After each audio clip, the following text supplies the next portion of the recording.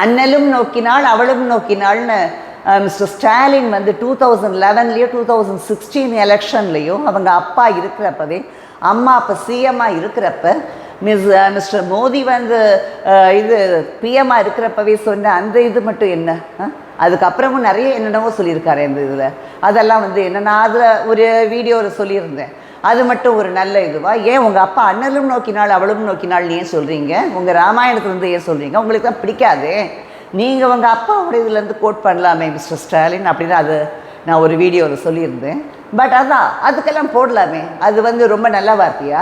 அதே மாதிரி எவ்வளவு யூடியூபர்ஸ் இங்கே எவ்வளவோ இஷ்டத்துக்கு பேசியிருக்காங்க. நான் சொன்னேன் இல்லையா, ஒரு கியூபன் ரெவல்யூஷனரி லீடரோட நேமை வச்சுக்கிட்டு ஒருத்தர் ராமாபுரம் தோட்டத்தில் என்னவோ கொலை பண்ணி போட்டதா எவ்வளவு பெரிய ஒரு வார்த்தையெல்லாம் சொல்லிட்டு அங்கே கொலை பண்ணி அவர் போட்டார்னு இவருக்கு எப்படி தெரியும்? அது எப்படி சொல்லலாம்?